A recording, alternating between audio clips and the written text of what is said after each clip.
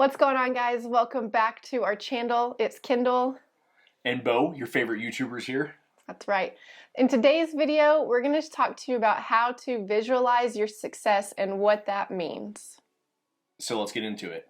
Okay, so I think first of all, visualizing your success. What does success mean to you, and what does it mean to be successful in your own terms? So it's something that has to be sought after every single day, and you have to want to be successful in your own way. Like, what are your goals? What do you want out of life? And talking about it all the time too, because I mean, even along the way, even when Kendall and I were super broke at one time, and really didn't have a lot of money at all.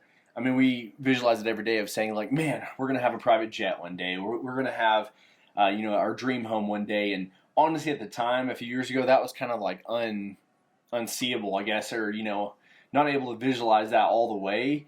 But we knew we were going to have it. We just didn't know when and what it was going to take to get there. Right. Like, if you have a dream board or things like that, some people's success stories might be different than other people's. So you have to figure out, first of all, what is your end goal and what do you want to be successful in? Now, number two, this one's huge for me. And this is listening to people that inspire you, whether it's an Audible book, if that triggers your mind and gets you going, or if it's YouTube, or whatever it might be, watching somebody on TV or talking to somebody. The biggest one is trying to find somebody that's going to lift you up.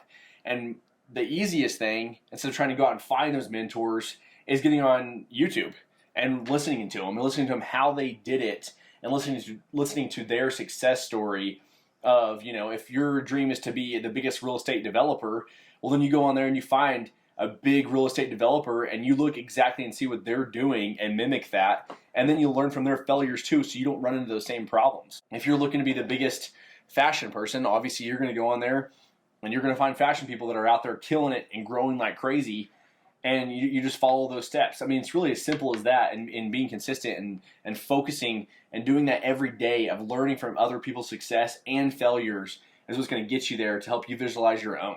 Yeah, I think that's a really good tool. There's so much information out there these days, and so many people that are putting all of their information out there for you to learn and grow yourself. Podcasts, both said YouTube videos. There's a lot of different sources that you can find videos on. Another one is be supportive.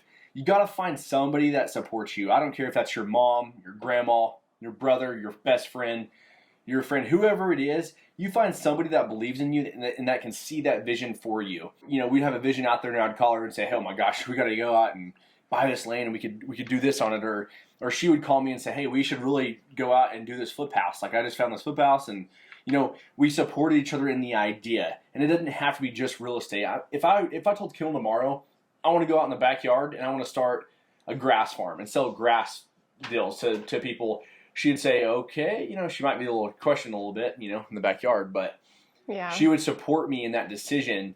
But that's what gave me that confidence too of like, look, I'm unstoppable. Because really, honestly, that's really all I would look for as far as the confidence goes is I'm going to tell Kendall about what I want and what we're going to visualize. And as long as she kind of gave me that support, I didn't really care about anybody else's opinion out there. Right, and because going throughout your journey, whatever it may be, you're going to have those days where one of you's down and one of you's really up, and you kind of balance each other out because, yeah, there would be days where I would be negative and think that everything was going to fail, and he's here, and then when he had those days, I was there for him, and you need to find somebody like that, whether it is family, friend, your spouse. If you don't have anybody, I'd say the next thing would be is to find a really good mentor. And that can be in your field of whatever you are doing at the time.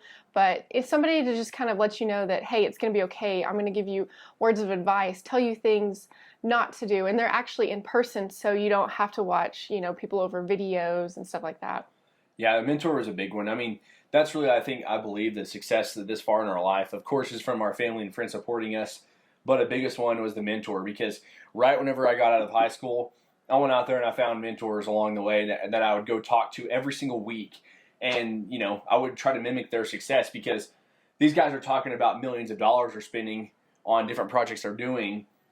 And then I have another guy that's talking about, his brother's, a big-time developer. He's a billionaire. So, I mean, you want to make sure that you're listening to those things and taking those away, because that's really what's going to help you visualize every day. Because I'm telling you, those days that we were down, I think we would get in the car and we'd drive over to his office over there and listen to him talk. He's like, oh yeah, today, you know, and we'd ask him about all his projects going.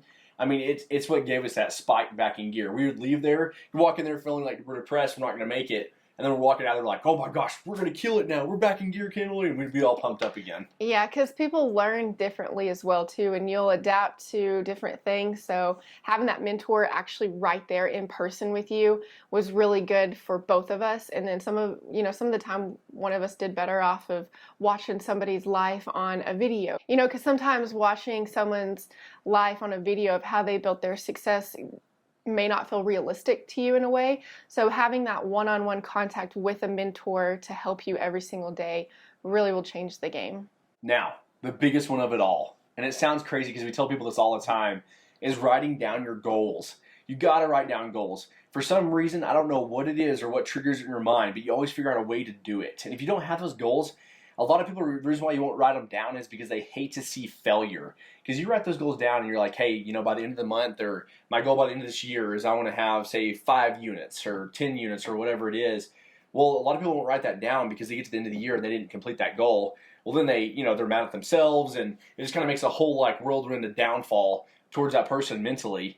And so that's why I think, though, when you do have those goals written down, it really does push you and drive you more to go after of hitting that 5 unit or that 10 unit goal. We wrote down a goal for a multifamily deal right when we started our business. That was the end goal of our business. We wanted to start out in remodels and move to new construction.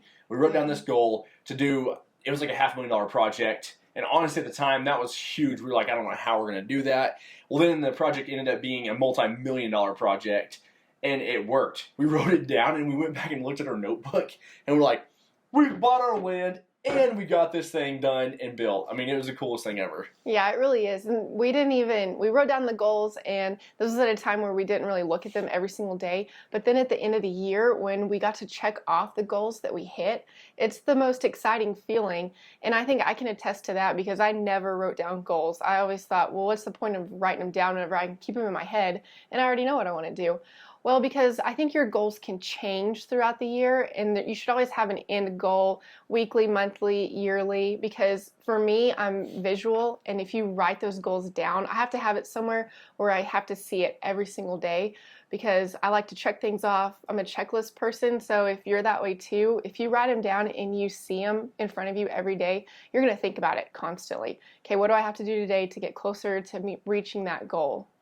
Yeah, and I believe, I know a lot of people say set, weekly goals or daily goals. I mean, that's great and all. I mean, we're not big on daily goals. We just have a goal set of this year I'm going to accomplish this, and it's worked out great for us so far. So you can find and tweak what you need to do to be able to get and achieve those things that you're wanting done. We wrote down how many books am I going to read this year, personal development books that help, benefit the mind, and how many, finance things and real estate things, and doing all that, your money, how much money you're going to have saved up by the end of the year. Make sure to list all this out. And you'll have another goal that pops into your mind that you can go write down on that notebook. Or we have a big whiteboard in here that will write everything on. And we get to look at that every single day saying, hey, look, I'm getting closer to the end of this year. I got to get in gear. I got to get in gear and start working hard. Yeah, and that goes back to the visualizing your success. Having those written down makes you look at it every day to visually see what am I doing and what am I not doing to reach that goal that I want to hit.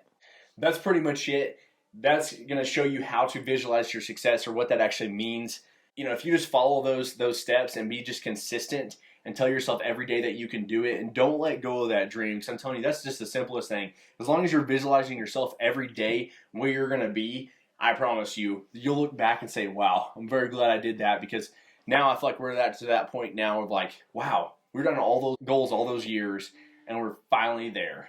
Yeah, and just take those small steps, don't overthink it, and you'll get there. So if you haven't liked this video yet or subscribed to our channel, we'd really appreciate it if you do that right now. Guys, thanks for watching. See you next time.